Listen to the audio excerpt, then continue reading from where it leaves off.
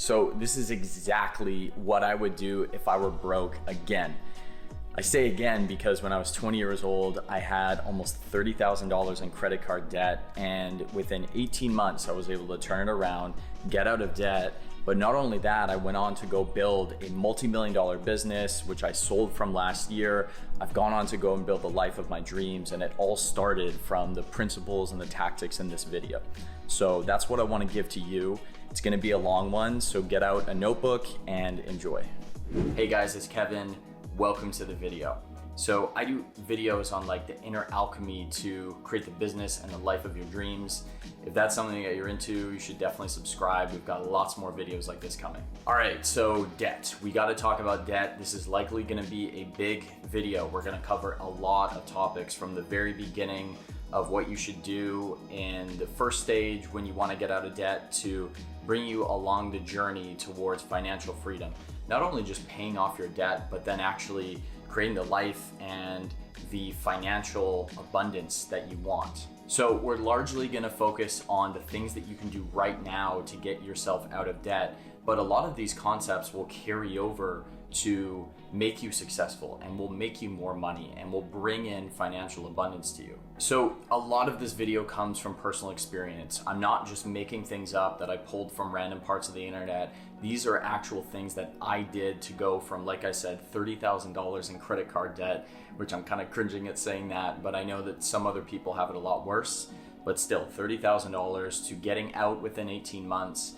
And then not only that, I went on to go build this multi-million-dollar company. So I had a company for 5 years that I ended up exiting from last year at a multi-million-dollar valuation. And it came on the framework and the foundation of what I did in this video, because I got out of debt and then started building that business, and it got me to where I am now. So I'm super, super grateful for that. So like I said, we've got a lot to cover, so let's just jump right into it. This video is going to be broken down into 5 parts.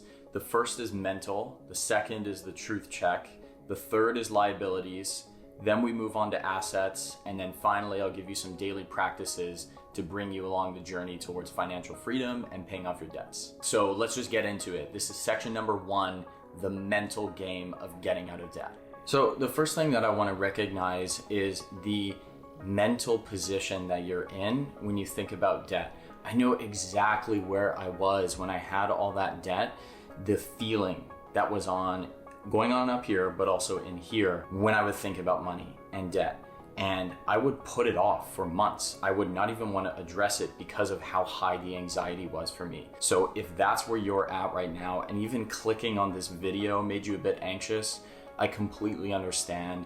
I know what it's like to go through that, which is why I wanted to address the mental aspect first. I think a big part of being in debt is mental. You know, it's something like a framework of how you see money and the world, and it changes what you can do in life. You think that you can or can't do certain things because of this like invisible chain that you have tied towards a negative number in your bank account or on your credit card statement or something. So something that I wish that someone told me back when I was going through all this anxiety, and it was just a huge mental hurdle to even log into my bank and figure out what the hell is going on right now, is having the distinction that your self-worth and who you are as a person has nothing to do with how much money you have.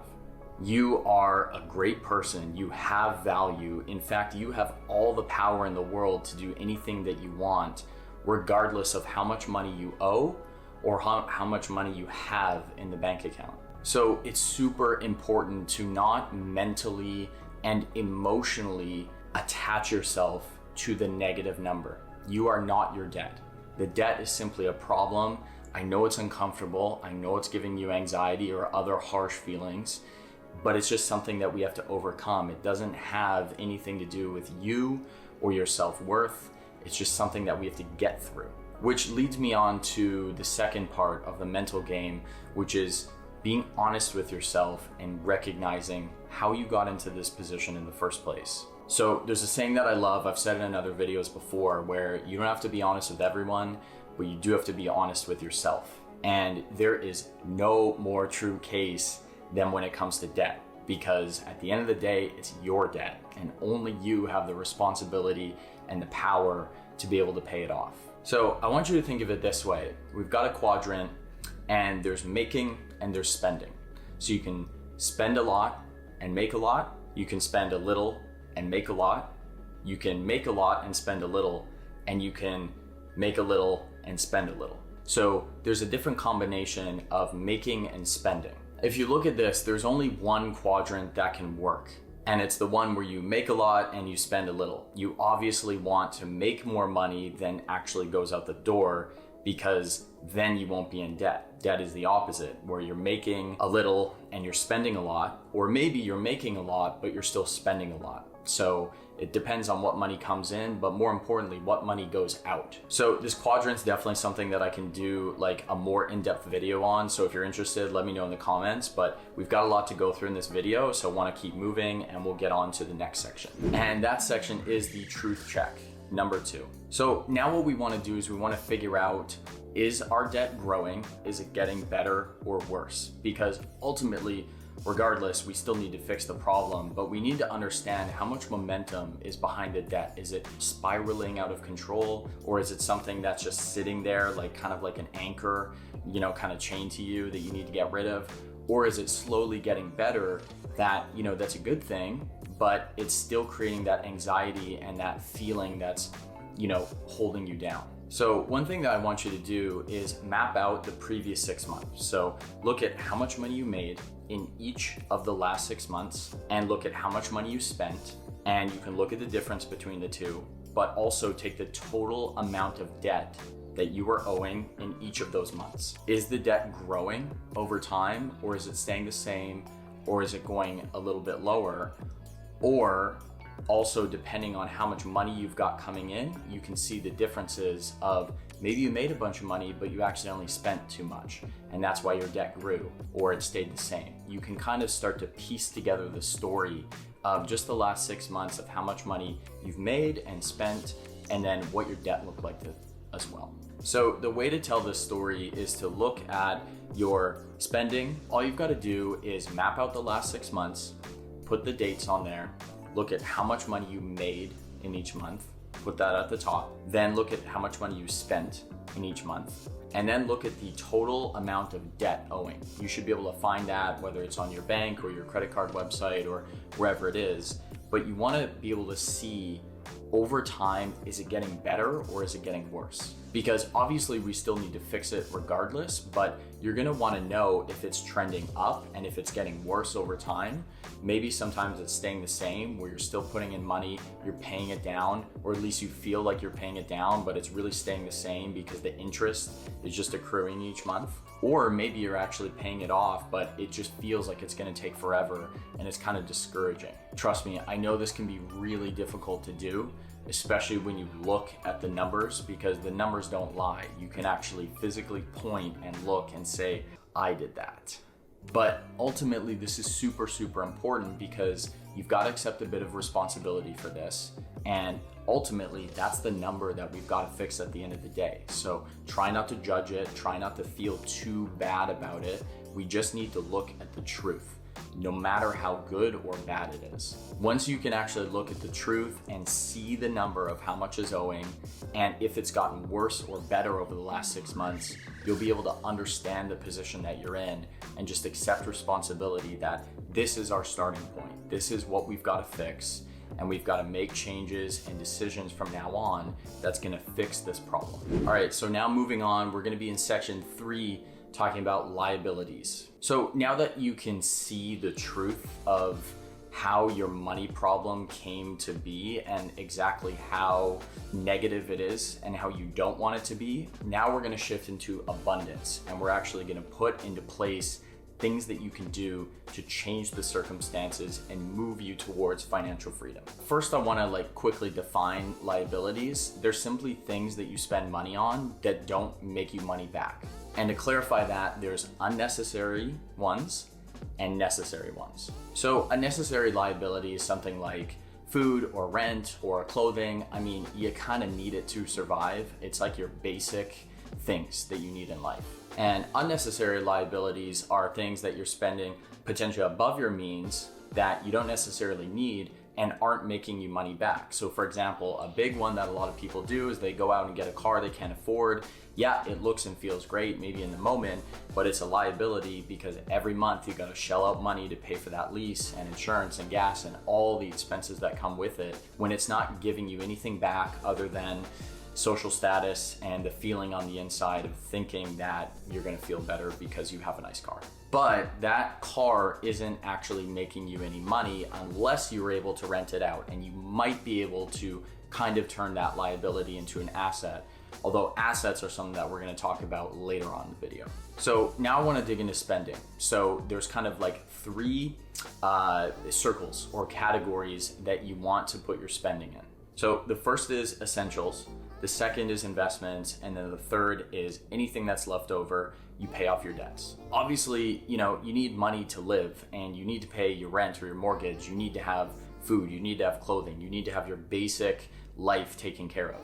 And you don't obviously want to spend too much on this, because a trap that a lot of people get into is they spend too much money on clothes or going out or buying unnecessary things that they don't really need to stay alive and be a functioning human being, but they're doing for other reasons, usually like social reasons to make other people think a certain way about you, but they're not adding anything more towards the core base of your life, which is keeping you alive, keeping you healthy, and keeping you somewhat happy. I say somewhat because we obviously need to sacrifice a little bit when it comes to this. I mean, we're focused on paying off debts here. It's not going to be the most comfortable experience, but it also shouldn't be the worst experience in the world where you're just dragging yourself through pain to get to paying off your debt. So we need a bit of a balance. A big thing that you should do right now is look at your essentials, look at what you're spending your money on, and try and find if there's anywhere that you can cut out that you know that you could go without temporarily.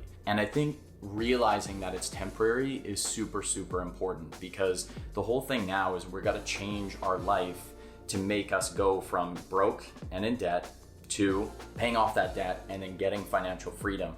When you have financial freedom, you can do things then that you can't do now. So maybe now paying for something like a Netflix subscription, you actually don't get that much value from it. You might find it's better to cut out the $100 a year that you're spending on that, versus when you're financially abundant and free, you can buy all the Netflix you want because you want to be in a position where that money doesn't really make a difference. But unfortunately, we're not there now. So we need to look at the things that we're spending on in our daily life to give us some wiggle room and give us even those little, extra 5 or 8% that we can put towards the next two categories, which are investments and paying off debt. So you might be wondering, you're talking about investing, Kevin, before paying off debt. What does that mean? This was the thing that I did that was, in my opinion, the most beneficial for me paying off my debt.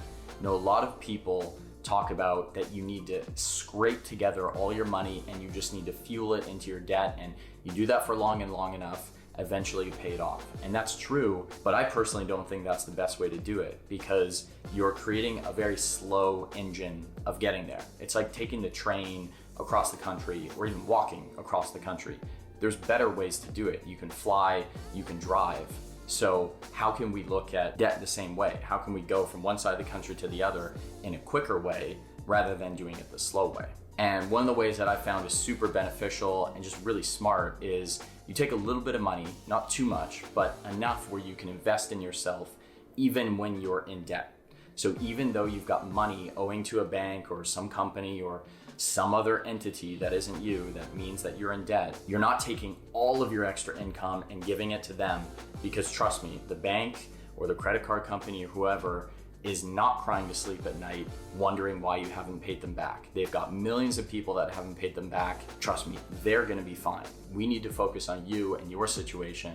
One of the ways that we can do that is we can invest into your future. So take a little bit of money and we can invest into yourself so that you have a better chance of increasing your income, bringing more money in to then go and put on your debt. So basically we want to have a snowball effect. We want to have things moving a little bit faster so that a couple of weeks or a couple of months down the road, we can have more money coming in then than we do now, and it'll make it easier to pay off the debt. And I want to clarify something. I am not talking about investing in stocks or in companies or in real estate, although those are very good methods for other ways of building wealth. The problem with them is that they're not up to you. When you invest in a stock or a company or real estate, you can't control the outcome of that because it's not up to you. It's about the company or up to the property that you bought. It's risky because you're putting in money that should be getting a return, but you're putting it on an external source and you're hoping and fingers crossed that they make a return on your investment, but there's always a chance that it could go down too. So you could actually end up losing money from that investment, which is why I'm really big on investing in yourself, because when you're hungry and you're driven and determined, you will do what it takes to make it work, and you have a higher chance of succeeding and also a higher return on your investment when you put it into yourself than when you put it out into the outside world and expect them to do the work for you. So that's investing. And then obviously anything else you have left over at the end of the month, take that and put it on your debts. You know, when you take away some of your expenses and then you invest in yourself a little bit, anything you have left over can be put towards your debts. And if you're doing that now, awesome. You need to keep doing that for sure. Try and find other little creative ways to cut things out so that you can leave more extra room for money at the end of the month so that you can put that towards your debt, because anything helps. Any little bit helps to pay it down, and you'll be able to get there quicker if you're making those small little investment changes and spending changes to be able to pay off your debt quicker. All right, so now that we've gone over the first three, we're gonna move on to the fourth, which is assets. This is the most fun one because we get to talk about making money and bringing more money in. Obviously that we're gonna use that money to pay down your debt and get you away from being broke, but it's also gonna create this momentum to propel you forward so that you can get financial abundance. So let's define an asset. It's something that you spend money or time on that gives you back money or time, either now or in the future. Some examples of assets are like businesses or investments or equity or properties, all those types of things, even jobs, because when you work a job, you probably won't end up getting rich, but at least you'll get money in exchange, which is an asset. And I want to make sure that we touch on jobs in this video because although, like I said, it's not going to make you rich and it's not a part of the long-term game plan, ultimately, you probably don't want to have a job. I don't want you to have a job. I don't have a job. When you're an entrepreneur and when you're doing something you love for yourself, you get freedom and you have the ability to create whatever you want, which you don't have in a job. But I think this is super important that when you're in the position you're in and you're broke and you've got debt and you need to be able to pay that off, there is a great thing about having a job, and that is consistent income. You can rely on it, and it's also pretty much instant. When you get a job, you get paid within that 2 weeks and that money keeps coming in. So this is something really important to understand about assets. And when we talk about creating more financial abundance, is sometimes you can work super hard and you put in the work. You can put in the money and the time, but you don't get the return until later. So this can be tricky because when you're in debt and when you're broke, you need to be able to get money now. Obviously, having money in the future is good too, but that debt is there now. I mean, if we just wait and if we don't pay it off, it's gonna get worse and worse. So actually having income come in right now is super important. And it's something that, although may not be the most enjoyable thing for you right now, it is something that you have to do to accomplish the goal of having consistent income coming in so that we can move forward to the next step of financial abundance. So my advice to you is go out and get a job, or if you already have a job, look for ways that you can get a promotion or actively look at other jobs that you could somewhat easily switch to that would pay more. Because right now, this isn't about making a long-term career decision. It's not about even your ego and looking good. This is about, we gotta make cash now so that you can pay off this debt and then move towards the place you wanna be. Now, once you've done that, there's something else that you should do on top of that. And this is the cool, fun, exciting part, because you get to be an entrepreneur and you get to be creative and do cool, fun, new projects, but do it in a way that's sustainable. So while you're working your job, go ahead and get a side hustle. Do something on top of that job, like a second job, except you'll be able to be a lot more creative. So some examples of this are, you can learn a skill, something that you can do online, video editing, writing, being creative, being a coach, anything along those lines. And you can do it as a freelancer, and you can side hustle it. You can choose your own hours. You can work a couple hours a week, or if you want to work all night long, you can do that too. But at the end of the day, you have more of an earning potential when it comes to a side hustle. But the thing is, you've got to find something that works, something that you're good at, and something that you can scale up and get more customers and get more clients. So this is definitely something that I recommend doing, but it should be on top of the security. I don't really love that word, but in this case, a job will provide some security when it comes to that consistent income coming in. So we need some flow of money coming in, then we can spend a bit of extra time investing in ourselves and building up a skill set and bringing in extra income, which any extra income we have is gonna go straight towards the debt. So we're able to pay it off quicker that way.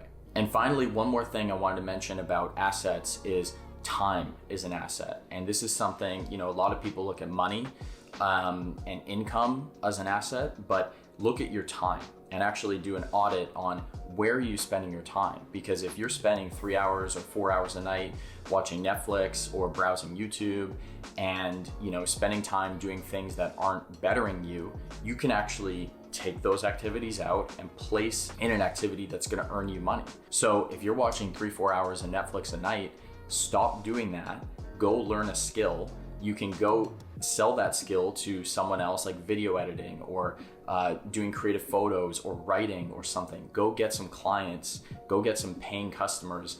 Even if you don't have to do it for very much money, you can make money from that time that you were spending watching Netflix instead. And I would say that there is definitely enough time in the day if you want this bad enough. So I know that you have responsibilities, I know you have commitments. Try and rework things. Try and make the time to invest in yourself, bring more income in.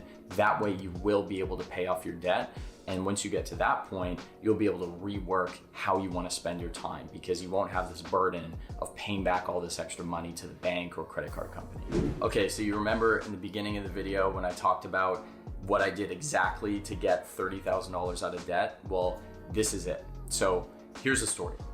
What I did is I created a social media agency basically out of thin air. I knew that I had some social media skills. Me being a 28-year-old kid, 28 now, when I was 20 at the time, I had enough knowledge about social media where I knew that I could do it for other businesses who didn't know how. So there's a lot of companies and small and large companies out there that don't know how to use social media. So if you know how to use social media, that's something that you can use as a tool. So what I did is I figured this out and I went, okay, how can I sell this? So I created a package, simple little basic website that said, I will do the social media for your business. I had 2 packages. One was $500 a month. The other was $1,000. I really didn't think anybody would buy the $1,000 package, but lo and behold, I actually ended up getting 4 clients that paid me $1,000 a month to do all their social media.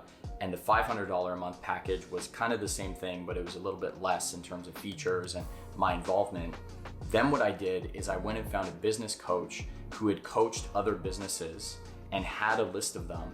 And I approached them and said, hey, I sell social media. I do this for businesses.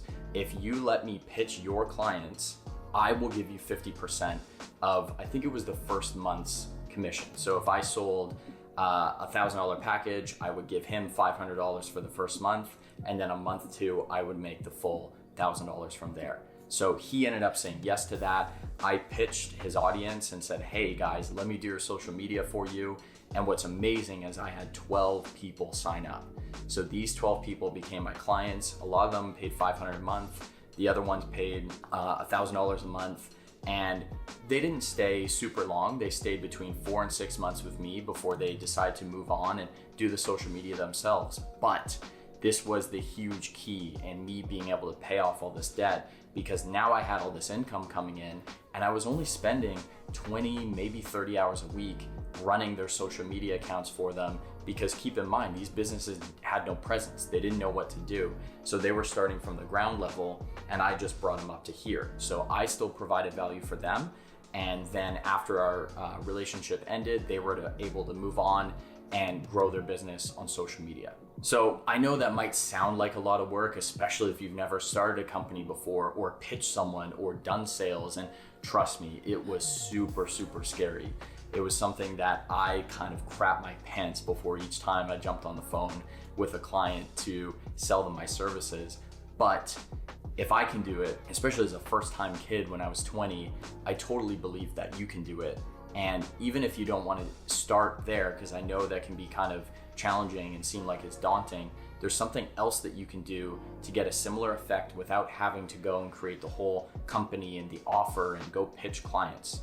And what that is you can do freelancing or go work for an online or a digital company that you aspire to be. So if there's a company doing social media for clients, you can approach them and say, hey, I want to work for you. I want to be an intern, or I want to learn from you. I want you to pay me and I want to get the skill set from you. But that way it's still protected under like a job. So you don't have to go and create the offer and go pitch the clients and do everything, because all the risk lies on you when you do that. You can kind of have some safety under doing it as a freelance position with another company. And the awesome thing about doing this is you actually build up the skill set and like the knowledge of how to do it, so that once you decide to leave and you want to move on to the next thing, you can go and start your own company and just do it from day one. So in a way, it's like you can get paid to learn how to be an entrepreneur or learn how to be financially independent. Okay, number 5, we're going to talk about the daily practices that you can actually put into place so that it'll help you get out of debt, stop being broke, move on to being financially independent. The first thing you want to do is like recognize that money is really just a tool. And I know how it feels when you're in debt and you're broke and you're struggling. There's so much emotional burden that comes with money. You think there's not enough. You think that it can't happen to you and that you can't have it. But you're broke because you think that. Think about it. If you had a different mindset towards money, if you thought that it was everywhere, that it was easy to get, that it was something that could easily come into your life, you would probably have a different life and a different viewpoint on money as a whole. So it's really, really important to not only understand that you watching this, can be wealthy, can be happy, can be financially independent. You don't have to be broke anymore. You don't have to be in debt. In fact, you can be the person that has so much abundance that you can help other people with their debt if you choose to. But the key is that you actually have to believe it. You have to feel it on the inside and know that you can be financially free. So say this out loud. Say it to yourself that you're wealthy, you're rich, you're financially free. It's not about lying to yourself. It's not like you say these things and then you don't do things to work towards it. You say these things and then you do the work that aligns with it. When you put these two things together, your success when it comes to money will happen a lot quicker because you actually believe in yourself. So remember, liabilities, assets, taking care of your essentials first, reducing spending money on things that you don't need, taking that money, investing in yourself, actually put it towards something that you can make more income in the future. And remember that the little things that you can save on, you can end up putting that towards your debt. It will accelerate the process. You'll get towards financial freedom quicker. And that's when the fun starts, because then you can choose whatever you want to do. You can be super free. You can quit your job. You can travel the world. You can do all the fun, crazy things that you want to do. But first, we got to fix this debt and this money problem first. So I want you to start this right now. So in the comments below, tell me one thing that you now believe about money that is different from before. What are you going to do now that is different than your broke self before? How are you going to move towards financial abundance? I can't wait to see what you guys put below. I'm going to be checking in the comments, and I also really want to hear what parts of this video do you want me to expand on. You know, I know that this was a lot, but there's still more to this. And if you need more clarity, you want me to expand, let me know and I can do further videos on it. So lastly, I want to say I believe in you. I know that you can do this. I'm super excited you made it all the way to the end of the video. That's how I know that you care, and I'm rooting for you on this journey. So if you like this video, give it a like below. Also, you should definitely subscribe. I want to do way more content like this. So if you're into it, you want to get it in your sub box, click the subscribe button. It would mean so much to me. And that's all for this video. We'll see you in the next one.